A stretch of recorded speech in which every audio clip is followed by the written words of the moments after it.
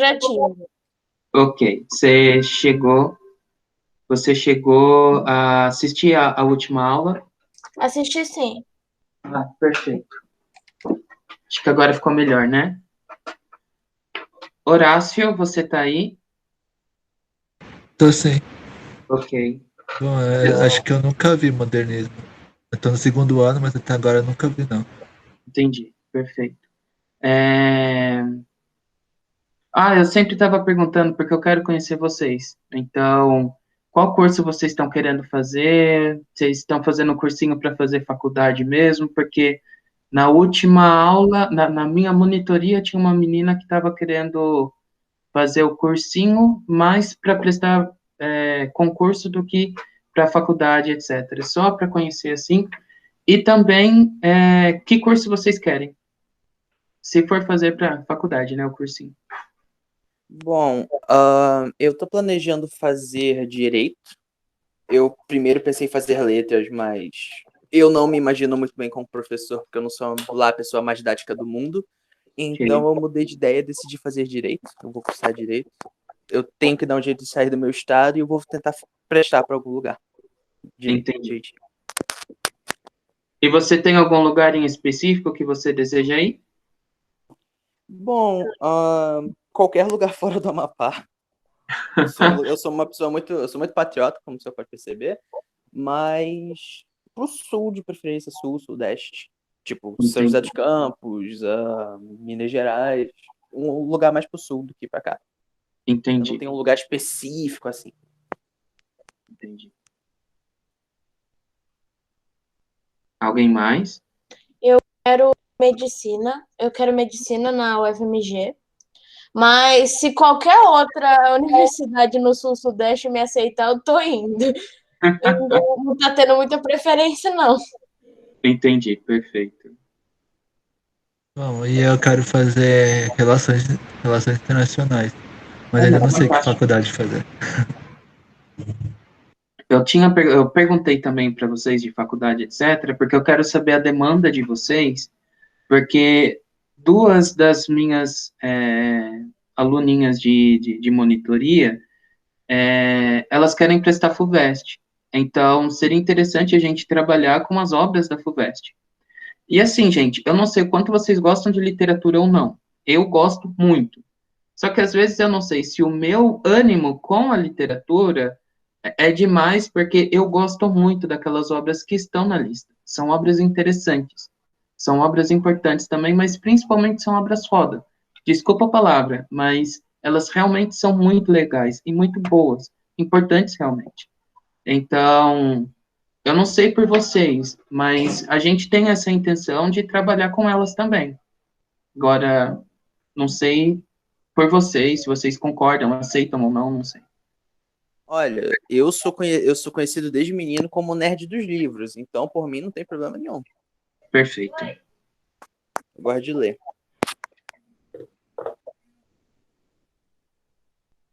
Cara, eu vou prestar FUVEST, então é interessante, assim. Porque eu vou prestar todos possíveis e imagináveis, mas meu foco tá sendo Enem FUVEST por enquanto. Entendi, perfeito. Por mim também. Ok. Bom, já conheci um pouco de vocês, conheci quais são as intenções de vocês. Eu vou então começar a apresentar a nossa aula. Ela, ela vai retomar um pouco, bom, quase tudo na verdade, mas de forma diferente. Algumas coisas que foi tratado na aula passada. Eu tive alguns imprevistos, não consegui fazer tudo o que eu queria nessa aula. Se vocês ouvirem alguma coisa, porque a minha irmã com a minha família estão do outro lado da porta e da parede, então vai acabar vindo algum barulho para cá. E daí é isso, por enquanto. Eu vou lembrar que tinha mais alguma coisinha. Eu vou apresentar então agora. Lembrei.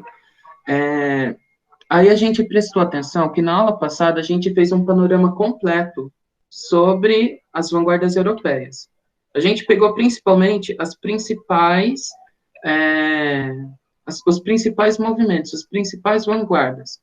Dessa vez a gente quer retomar essas vanguardas, a gente vai trabalhar especificamente hoje o futurismo ainda e o cubismo. Essas duas vanguardas. E daí a gente trouxe algumas obras de arte para a gente comparar elas, para vocês conseguirem pegar o que tem de diferente nesses movimentos, nessas vanguardas, e também a gente trouxe hoje alguns excertos de poema. A gente trouxe literatura que estão de acordo com essas vanguardas. E também eu trouxe alguns poemas dos movimentos contrários a essas vanguardas. Por exemplo, cubismo e futurismo, eles estavam se revoltando contra quem?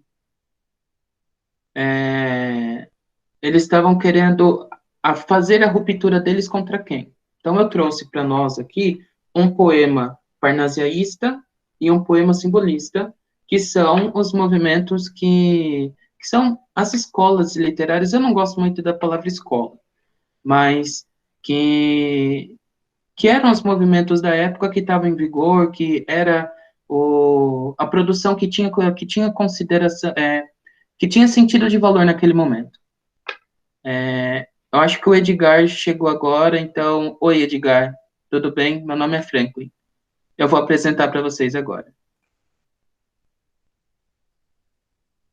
Eu peço, gente, que se eu disser alguma coisa e vocês não entendam,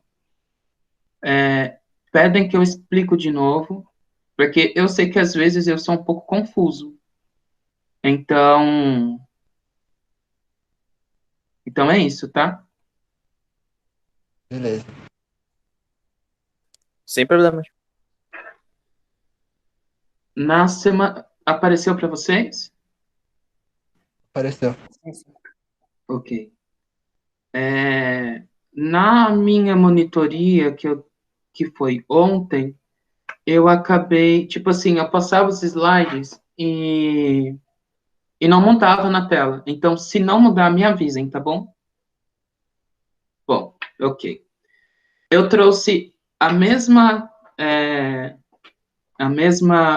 pintura, e a gente consegue enxergar aqui várias pinturas, vários dos movimentos, principalmente as que a gente não vai trabalhar hoje. Eu quis deixar essa porque ela é interessante. A gente não vai trabalhar hoje com dadaísmo, que é essa daqui, esse mictório. A gente não vai trabalhar hoje com o expressionismo e também não vamos trabalhar com o surrealismo. E nem com o fauvismo, que é essa daqui. A gente vai trabalhar na semana que vem. Hoje a gente, basicamente, então, vai trabalhar com esta. Franklin, eu acho que não tá aparecendo o cursor. Não? Só pra avisar. Então tá bom. Desculpa, gente. Então, a gente não vai trabalhar com esta imagem. A gente vai trabalhar hoje com esta imagem que está no canto inferior direito, que é o futurismo. Ok. Mudou para vocês? Pra mim não mudou, não. Ainda tá Não? na imagem inicial. Ok. Agora E foi. agora? Agora pra mim foi. Ok. E para as outras pessoas? Pra mim também. Ok, perfeito. É interessante, fazendo um resuminho, mas também começando a partir dele. É interessante a gente entender as vanguardas como um processo. É sempre interessante a gente perceber os movimentos artísticos e sociais como processos. E às vezes até tentar quebrar, a gente, com uma esquematização didática que acaba colocando esses movimentos como, iniciou em tal ponto, terminou em tal ponto. É interessante a gente fazer uma crítica a isso e colocar como processo, porque as coisas nunca acontecem assim. Sempre são movimentos. A gente tem que colocar que as vanguardas foram um processo que culminou no modernismo e que mudou a arte, posso dizer para sempre? Não sei, mas que mudou a arte até então. E mudou principalmente porque houve o rompimento com a tradição clássica. A gente fala, bom, não está aparecendo o cursor, mas eu deveria ter colocado tradição clássica aqui em vermelho e colocado um negrito nele, porque é essa principal recusa, revolta, rompimento que a vanguarda e depois no modernismo quebrou. Ela destruiu quase, bom, estou sendo muito futurista dizendo isso, mas ela quebrou muito com a tradição clássica. E quando a gente fala de tradição clássica, a gente está falando em questões de arte como cópia da natureza. O artista é aquele que melhor consegue representar a natureza com todos os seus detalhes. A gente está falando de uma arte que é prescritiva pela tradição, ou seja, nós temos toda uma força que faz com que a obra de arte seja feita dessa forma. Então, é a tradição forçando o artista a se expressar de uma forma. A gente precisa, questão da perspectiva, que é aquele movimento que é a principal característica das obras do renascentismo, do renascimento, desculpa. Que é a principal característica das obras do renascimento, que é a questão da perspectiva, a questão de coisas menores ser colocada no fundo, para dar uma sensação de espaço maior. Todas essas questões, eles fazem uma quebra, ao ponto de, por exemplo, a gente chegar no cubismo, com a obra que a gente vai tratar, mas já estou trazendo um pouquinho, o violino e as uvas, a gente conseguir ver no mesmo plano a frente, o por trás da tela, se uma pessoa está vendo ela por cima ou se ela está vendo por trás, entendeu? E essa arte de vanguarda, ela é feita principalmente para que a pessoa, o espectador, tenha um questionamento, o que é isso, e principalmente um afastamento. Esse questionamento te afasta para que você possa ver melhor. E fazendo isso, a arte não se dá de forma fácil. A arte faz com que você pense sobre o que você pensa sobre arte. E isso é interessante. Os artistas dessas vanguardas, fazem com que a gente pare e pense sobre a nossa realidade e aquilo que a gente está aprendendo para nós. Então, imagina só os artistas da academia, os prescritivos, né? Os que estavam ligados à tradição classicista, etc. Quando vissem, por exemplo, La Mademoiselle d'Avignon, que é uma obra que a gente vai trabalhar aqui, As Senhoras de d'Avignon, pode ser uma tradução. Eles iam se sentir representados naquilo? Eu não sei você, eu acho que não. Eles iam ficar muito revoltados. Eles não iam dar valor àquele produto de arte feito. Então, eles são muito... Tem uma palavra que eu gosto muito. Ai, gente, eu vou lembrar, eu esqueci agora. Afrontosos. Eles são afrontosos. E são afrontosos com uma intenção. Ok. Quando que eles fazem com que a gente, diante da obra de arte, se questione e tenha esse afastamento, eles fazem com que a nossa percepção individual tenha valor. Então, por exemplo, quando a gente está diante de uma obra de arte clássica, por exemplo, vamos lá trazer a Vênus, aquela que não tem braços, eu esqueci o nome dela. Acho que é Vênus de Parnasso, não sei, gente, mas é uma estátua clássica, grega, aquela que não tem braço, que eu acho que se chama Vênus mesmo. Quando que uma pessoa, por exemplo, está de frente a ela, contempla ela, vê, na percepção classicista, aquilo que aquela obra de arte está representando é universal. Sendo universal, todas as pessoas que virem aquela arte devem tirar dela um significado em comum. Quando, por exemplo, a gente tem aqui várias artes, todas elas diferentes uma para outra, eles querem que, por exemplo, querem valorizar também a sua percepção individual daquela obra que está confrontando com você.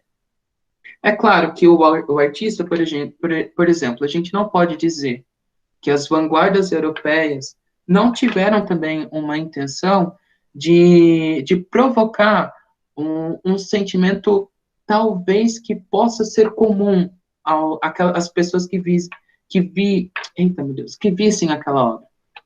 Então, por exemplo, quando Picasso fez aquele mural, Guernica, a gente não pode dizer que naquele mural não há uma crítica à guerra. A gente precisa reconhecer isso e precisa reconhecer que a intenção dele era que todo mundo visse o que era o horror da guerra. Por exemplo, tem uma passagem lá, olha, eu sou mais estudante de literatura que de arte plástica, tá, gente? Então, eu vou confundir um pouco. Mas tem um enquadro que a gente pode fazer de uma parte daquele mural, que é de um burro esperneando, de uma senhora velhinha, a obra é toda cubista, segurando uma vela.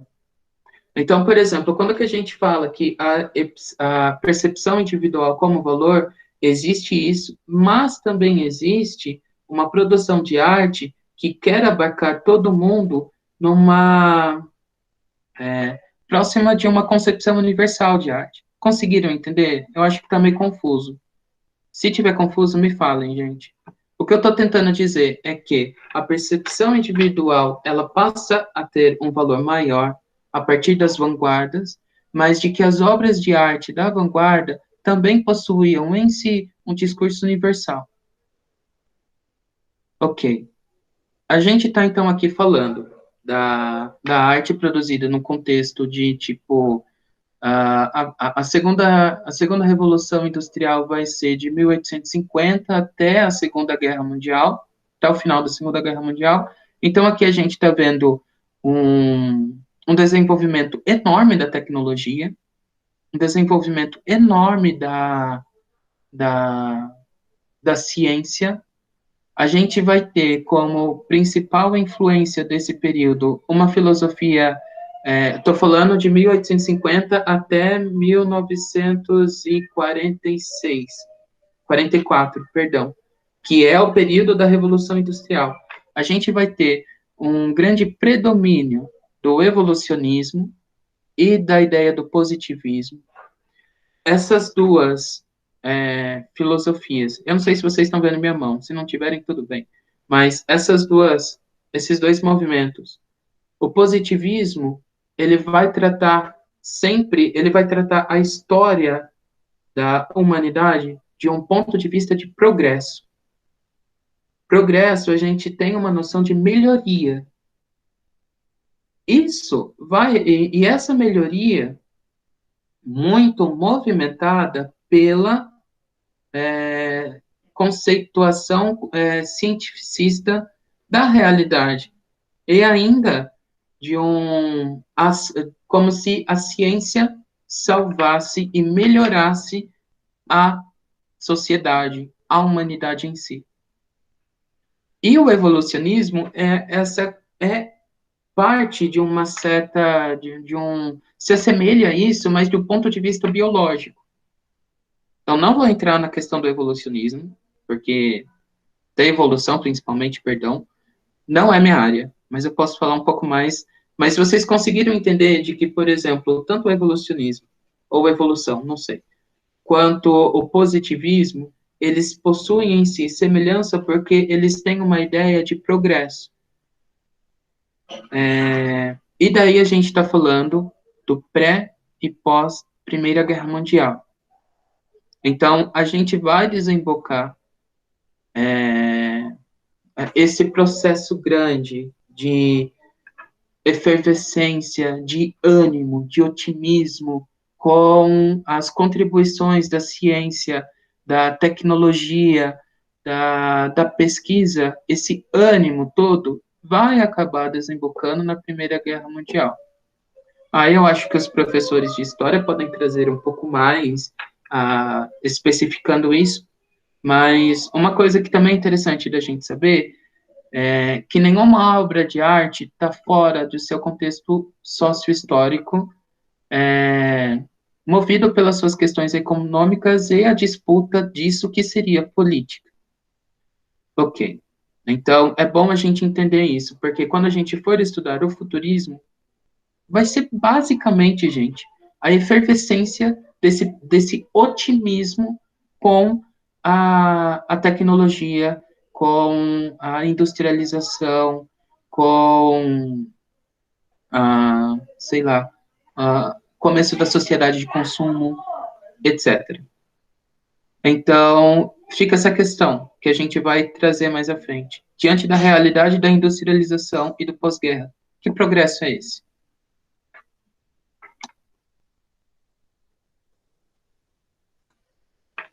Apareceu agora, né? Foi. Mudou? Mudou, gente? Apareceu sim. Mudou sim. Ok.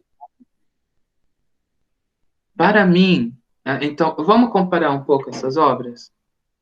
Aqui do lado esquerdo, eu espero que esteja do lado esquerdo de vocês, eu estou falando da mulher cheirando uma rosa.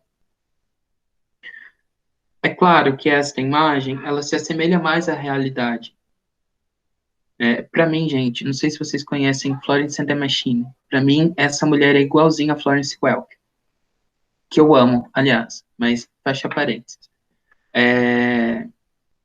Então, aqui a gente consegue perceber a questão da perspectiva, a gente consegue perceber nessa obra de arte, as cores estão de acordo com aquilo que a realidade nos apresenta de forma mais comum, etc. O que eu estou querendo dizer, por exemplo, a pele da mulher, ela está sendo pintada de uma forma mais branca, o cabelo de um ruivo. A gente vai ver, por exemplo, eu devia ter trazido uma outra pintura fauvista aqui, mas porque, por exemplo, os fauvistas vão quebrar com essa representação mais aproximada da realidade. Então, por exemplo, a pele da mulher poderia ser azul, poderia ser vermelha, o cabelo poderia ser verde, entendeu? Não vou tratar do fauvismo aqui, mas essa pintura que eu trouxe, ela é fauvista. Vamos comparar elas, por exemplo, as proporções, as formas, o braço, o movimento que essa obra de arte está trazendo, as cores cruas dela. Na obra da esquerda, na obra da mulher sentindo, cheirando a flor, a gente consegue perceber um trabalho técnico enorme na hora de colocar os detalhes. Olhem a roupa dela, as pétalas da flor, a diferença gradual da luminosidade Conseguem perceber isso? Agora, nessa outra imagem, a gente tem uma coisa muito mais crua. São, são cores fortes, a gente consegue reconhecer o azul, não sei, um laranja queimado, talvez, não sei, um verde. Então, é muito diferente. Vocês têm alguma coisa, gente, para falar? Eu tô tranquilo. Por enquanto tá tranquilo. Perfeito.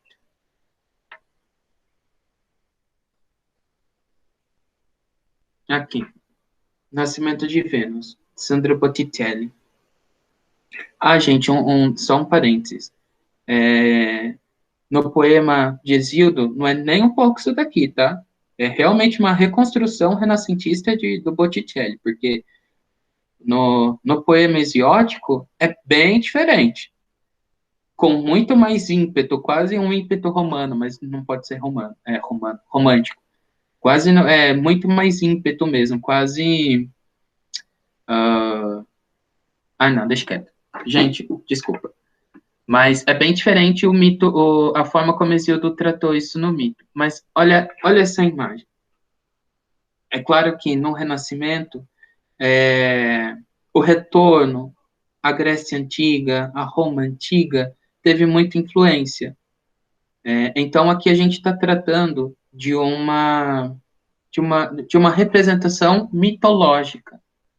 Então, aqui nós temos o anjo soprando, como se esse anjo estivesse dando origem a Vênus.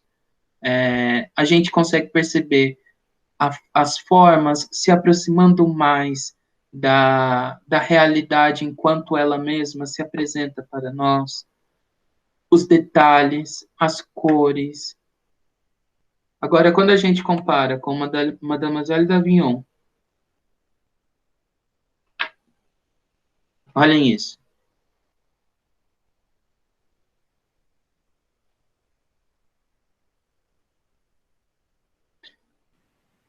É tudo disforme.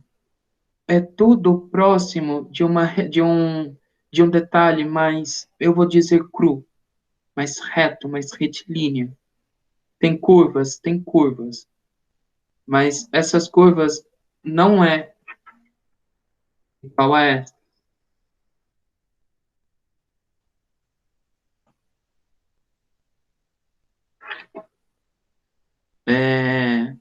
Nós temos a representação aqui de 5 mulheres.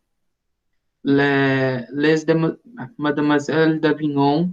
Eu não sei francês, gente. Eu só sei e aprendi com o meu professor como falar isso daqui. Às vezes eu erro, mas é isso. Olhem essa imagem. São 5 mulheres. Essa imagem foi feita em 1907 pelo Picasso. O cubismo é a primeira vanguarda europeia e que tem origem com essa pintura em específico. Esse é o marco. Se a gente pensa que a Última Ceia foi o marco da pintura renascentista, esse é o marco das pinturas de vanguarda. Essa é a Última Ceia da pintura de vanguarda. Por quê? Essa imagem essa pintura que vai influenciar muito as pinturas cubistas depois. Então, olhem, por exemplo, nós temos, bom, vocês não conseguem ver o cursor, mas o cursor não está aparecendo, né? Mas tem 3 mulheres próximas, uma da outra, uma que está com o braço levantado atrás da cabeça, como que cruzando ele por trás. Temos uma mulher sentada e temos uma outra mulher levantada e o rosto dela está sendo retratado de uma forma bem diferente das outras.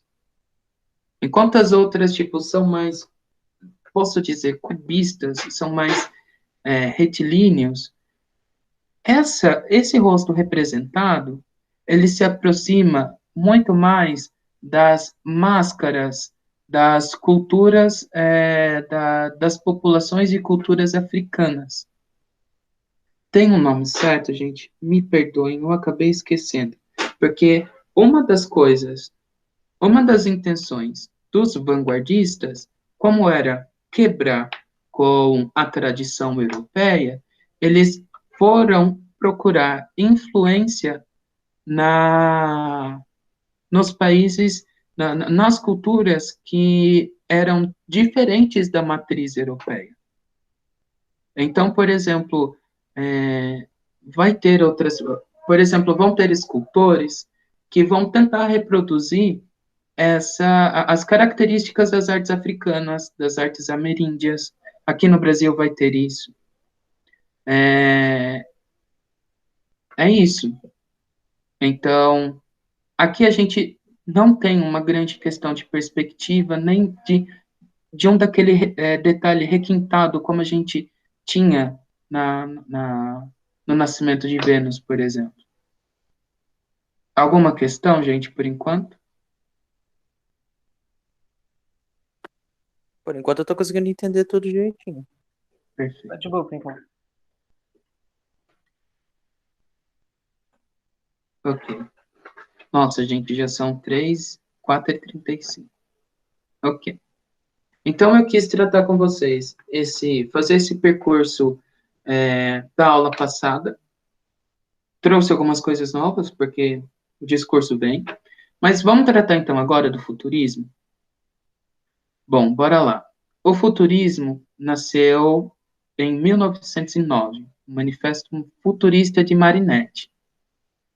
Então, para vocês terem uma ideia, em 1909, lá na Itália, eles já estavam, o Marinetti já lançava esse manifesto futurista que vai desencadear em várias representações, não só deles, mas de várias outras pessoas, tanto no quesito da escultura, tanto na escultura, quanto na literatura, na pintura, vai ser muita coisa.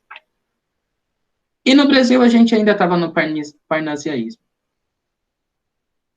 E o futurismo, como eu já falei um pouco, ele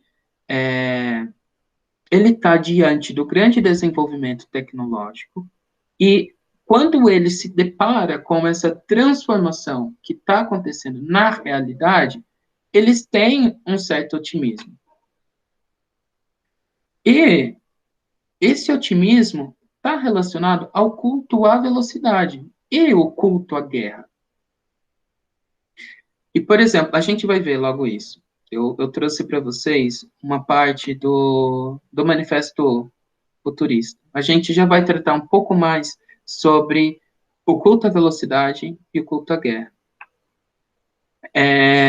Eles se revoltam com o passado, eles querem quebrar com os símbolos, as convenções, as tradições, etc. E a exaltação da máquina, dos automóveis e aviões.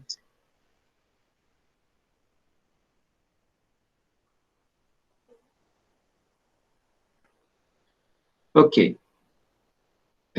Alguém consegue ler para mim, gente? Porque cansa um pouco só ouvir minha voz. Eu posso ler. Pode? Tá. Exército do Manifesto Futurista. 1. Queremos cantar o amor do perigo, o hábito da energia e da temeridade. 2. A coragem, a audácia e a rebelião serão elementos essenciais da nossa poesia. 3. Até hoje, a literatura tem exaltado a imobilidade pensativa, o êxtase e o sono. Queremos exaltar o movimento agressivo, a insônia febril e a velocidade, o salto mortal, a bofetada e o murro. 4. Afirmamos que a... Tá bem aí? Magnificência. A magnificência do mundo se enriqueceu de uma beleza nova, a beleza da velocidade. Um carro de corrida adornado de grossos tubos, semelhantes a serpentes de hálito explosivo. Um automóvel rugidor, que parece correr sobre a metralha. É mais belo que a vitória de Samothrace. 5. Queremos celebrar o homem que segura o volante, cuja haste ideal atravessa a Terra, lançada a toda velocidade no circuito de sua própria órbita. Perfeito, obrigado. Quem falou? Eu não estou vendo. É Horácio. Obrigado, Horácio. Ok. Queremos cantar o amor do perigo, do hábito e da energia e da temeridade. Olha para vocês verem o que está sendo trazido a valor e a... É quase como... Bom, é difícil dizer isso, mas olha como que eles estão valorizando o perigo, estão fazendo a quebra com a convenção talvez universal de paz, com a convenção de harmonia. Olha essa palavra, harmonia. Quando a gente olha para uma pintura renascentista, a gente consegue perceber harmonia na composição. Quando a gente olha para Mademoiselle d'Avignon, não tem harmonia naquela... Bom, claro, de acordo com os princípios clássicos, não tem harmonia com naquilo. Até hoje, a literatura tem exaltado a imobilidade pensativa, o êxtase e o sono. Queremos exaltar o movimento agressivo, a insônia febril, a velocidade, o salto mortal, a bofetada e o murro. Olha isso. Então, por exemplo, deixa eu mostrar para vocês onde é que eles representam muito essa questão do movimento agressivo, o movimento, a insônia febril, a bofetada e o murro. Carga dos Lanceiros, de Humberto Boccioni, não sei, Boccioni. Olhem isso.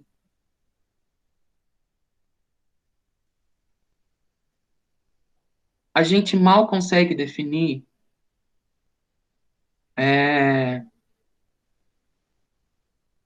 quem é que está segurando essas lanças. A gente consegue ver, principalmente, é uma confusão enorme, bonita. É uma confusão enorme. A gente consegue perceber a explosão. A gente consegue perceber, sentir o movimento. A gente consegue sentir a confusão de um momento de guerra. E tudo isso feito sem a prescrição de perspectiva, de harmonia da composição, que eram as principais características da pintura clássica renascentista, pintura clássica, da pintura renascentista, etc.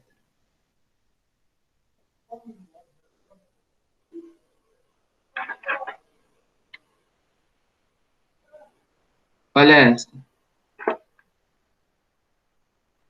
Ah, eu esqueci o nome de quem. Ah, eu não coloquei o nome das duas pessoas. Depois eu coloco e disponibilizo para vocês. Olha essa.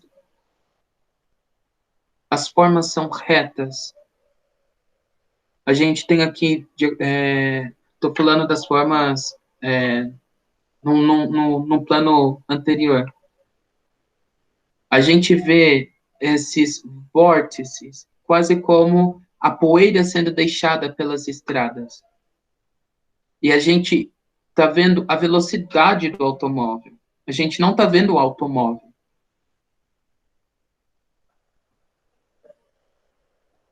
Ele tentou representar a velocidade, não quem causa essa velocidade. Da mesma forma que nesta, ele apresenta a carga dos lanceiros e a explosão dessas cargas. É um movimento.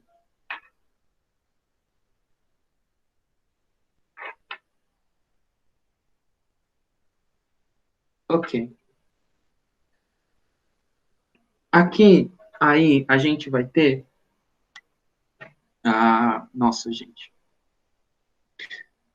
Então, aqui, por exemplo, a gente vai ter um soneto simbolista. Um soneto não, perdão. Gente, esse daqui é um excerto de um poema do Cruz e Souza. Ele é de Santa Catarina. E é um dos principais, considerado pelo Roger Bastide, como um dos principais poetas simbolistas do Ocidente. Talvez tem algumas pessoas que dizem que ele é muito, tipo, ele talvez seja o principal das Américas. Mas ele figura como um dos principais do Ocidente. Ou seja, se a gente às vezes tem um sentimento de vira-lata, sabe? De que o Brasil nunca produz coisa que é reconhecida, tipo, desculpa, você não está levando em consideração Cruz e Souza. Ok. Antes de passar a leitura deste poema, eu quero que vocês leiam bem este terceiro.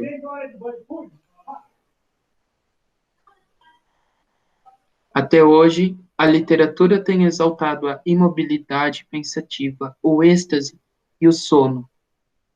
Queremos exaltar o movimento agressivo, insônia febril, a velocidade, o salto mortal, a bofetada e o murro.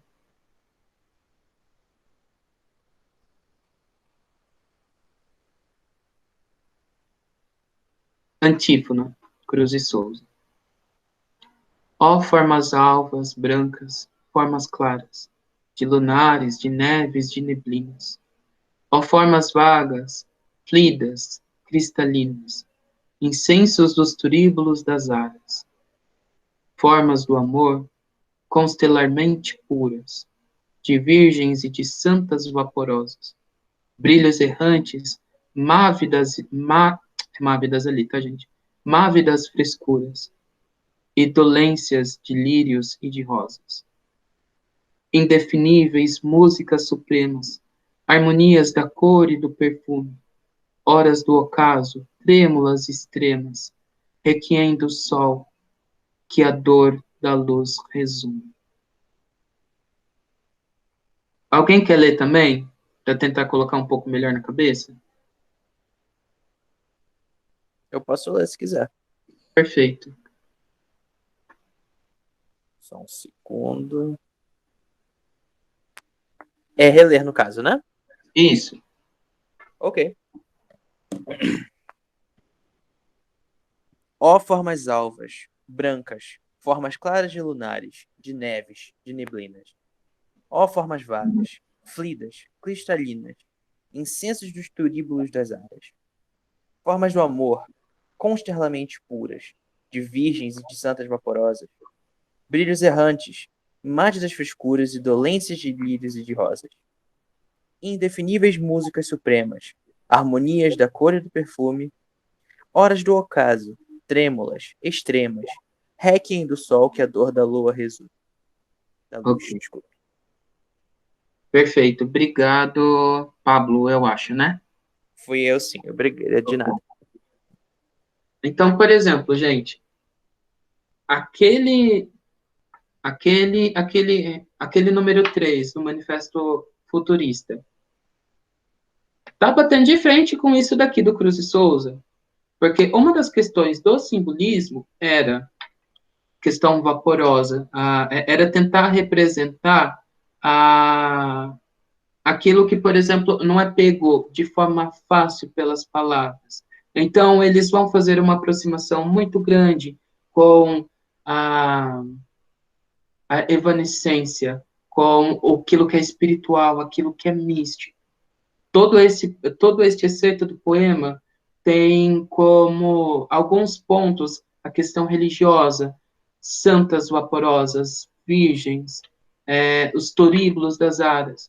Não sei se qual religião vocês seguem ou se vocês possuem religião, mas na missa católica tem um objeto que é o turíbulo. No turíbulo, eles colocam uma brasa e colocam incenso. Em certas partes importantes do ritual, eles usam esse incenso e tipo assim, em algumas missas, a igreja fica abarrotada com uma fumaça, com uma neblina. Os futuristas, quando estão diante destes poemas que tipo, oh, meu Deus, está falando do inefável, daquilo que quase não é abarcável pela linguagem, eles falam, nem o Paulo, mano, tipo, não. Vamos falar daquilo que realmente a realidade está trazendo pra gente, entendeu? O que está acontecendo pra gente? A gente está vendo o desenvolvimento enorme da tecnologia, a gente está percebendo que as nações estão se tornando fortes, a gente está percebendo que a sociedade, a troca comercial entre as nações, entre os Estados-nações, estão desencadeando cada vez mais guerra, conflito, que vai dar, por exemplo, na Primeira Guerra Mundial, que até então nunca havia se matado tanto de forma tão rápida. Conseguem perceber? Neste poema, a gente está diante de uma tentativa de pegar o inefável, enquanto as pinturas que a gente viu, eles estavam valorizando um movimento concreto, um movimento real, e ligado à agressividade, ao soco, ao murro, à pancada. Então, espero que vocês tenham conseguido perceber a diferença de um para o outro. Eu consegui sim. Ok. Obrigado. Pablo, as outras pessoas estão conseguindo entender também? Tô sim. Ok, perfeito. Horácio? Também tô. Perfeito.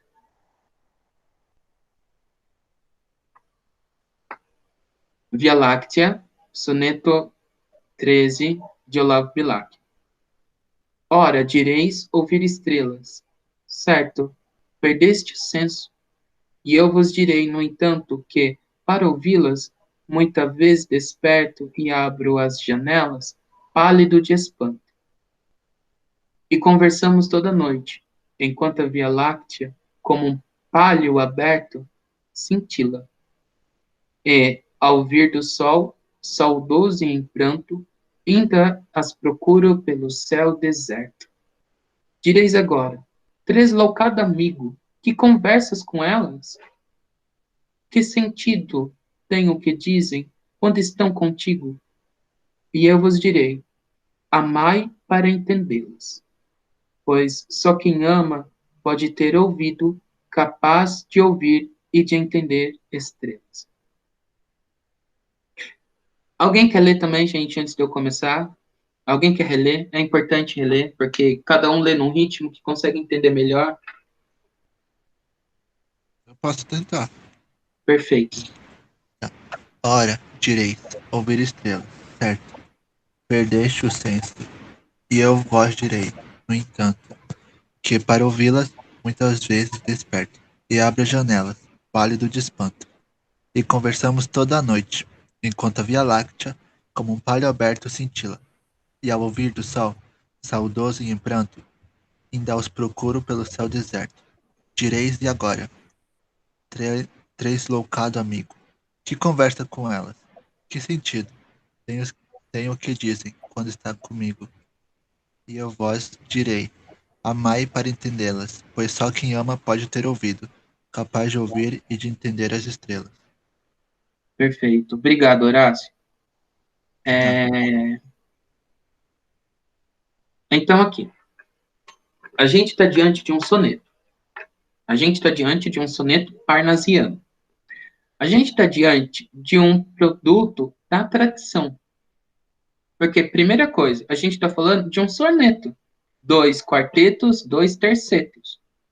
O soneto está sendo feito, ó, for a long time ago. Então, a gente pode retornar, por exemplo, a Shakespeare tinha sonetos. O soneto talvez seja a forma poética mais tradicional possível. Eu não vou aqui fazer a métrica dele com vocês, porque eu ainda não entendo perfeitamente disso. Mas se a gente fosse fazer a métrica, a gente ia reconhecer nesse poema de que os versos, as rimas, estão certinhazinhas em cada uma das sílabas poéticas. E daí a gente passa, por exemplo, para este poema aqui. Estou farto do lirismo comedido, do lirismo bem comportado, do lirismo funcionário público com livro de ponto, expediente, protocolo e manifestações de apreço ao senhor diretor. Estou farto do lirismo que para e vai averiguar no dicionário o cunho vernáculo de um vocábulo. Abaixo aos puristas. Todas as palavras, sobretudo os barbarismos universais. Todas as construções, sobretudo as sintaxes de exceção. Todos os ritmos, sobretudo os inumeráveis. Estou farto do lirismo namorador, político, raquítico, sifilítico, de todo lirismo que capitula ao que quer que seja fora de si mesmo. De resto, não é lirismo. Será contabilidade, tabela de cossenos, secretário do amante, exemplar, com sem modelos de cartas e diferentes maneiras de agradar e agraves mulheres, etc. Quero antes o lirismo dos loucos, o lirismo dos bêbados, o lirismo difícil e pungente dos bêbados, o lirismo dos clowns de Shakespeare. Não quero saber do lirismo, que não é libertação. Este poema é do Manuel Bandeira. E eu amo esse poema de uma forma muito forte, porque eu tenho uma amiga que ela é atriz e ela declama isso daqui. Nossa, eu acho que eu cometi um pecado agora, porque eu deveria ter trazido ela para declamar para vocês, um vídeo que ela gravou. Ela chora no final, é fantástico. Mas voltando ao tema, a gente está aqui, por exemplo, com um poema quase futurista. Ele se recusava a aceitar essa pecha de futurista, porque ser futurista naquela época, estou falando ele, o Manuel Bandeira, o autor. Porque naquela época, ser futurista é ser considerado quase como uma pessoa. Imagina hoje um bolsominion olhando para um comunista assim, tipo, você não valoriza a tradição, você não valoriza a, a, a família tradicional brasileira e tudo mais e tal. Tipo, é a mesma coisa, é o mesmo sentido. Ser taxado de futurista naquela época não era coisa boa. Da mesma forma como às vezes os bolsominions querem tratar os marxistas. E às vezes nem sabem o que é marxismo, gente, mas tudo bem, voltando. Mas aqui, a gente está diante de um poema que ele quebra com a tradição. Se a gente voltar nesse, a gente vai ter as estrofes muito bem delimitadas, cada uma com 4 versos e cada uma dos tercetos com 3 versos. A gente vai perceber que há rimas entre as estrofes e os versos. E quando a gente passa para este poema, qual rima tem?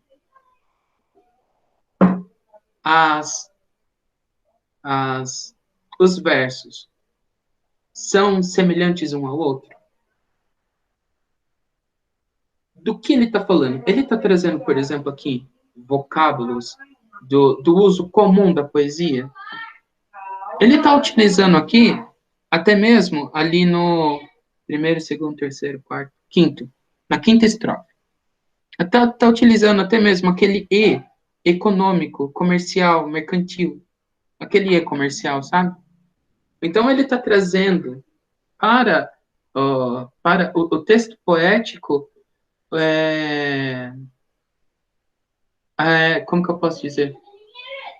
Está trazendo para o texto poético o mundo econômico aqui, e o mundo econômico oficial. Do secretário, das manifestações de apreço ao senhor diretor.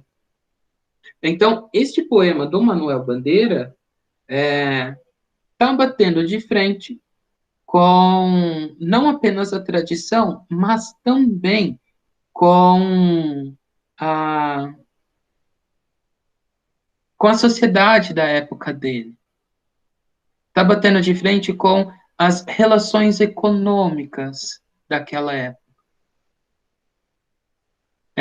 Gente, eu acho que já deu o horário. E eu falei demais. E novamente não consegui falar de tudo. Eu falo demais. Me perdoem. Mas semana que vem a gente trabalha com cubismo. Mas vocês têm alguma pergunta? Eu ainda quero tratar na semana que vem um pouco desse poema. Quero fazer uma análise dele com vocês. E tratar o resto das vanguardas. Eu vou cancelar a apresentação, tudo bem? Tudo bem. Tranquilo. Beleza. Então, gente, é isso. A gente ainda vai trabalhar mais. Eu espero que vocês venham na aula que vem ou vejam a aula que foi preparada. Eu quero que vocês consigam realizar as propostas de vocês para a vida de vocês. Eu estou aqui para ajudar nisso. Então, eu estou no grupo do WhatsApp. Se vocês tiverem com alguma questão, podem me mandar mensagem, que daí a gente conversa. Mas é isso. E eu não sei, Diego, se já quer parar a gravação ou não, mas eu vou querer conversar um pouquinho com eles agora. Beleza, acho que eu vou parar então, tá bem? Tá bom.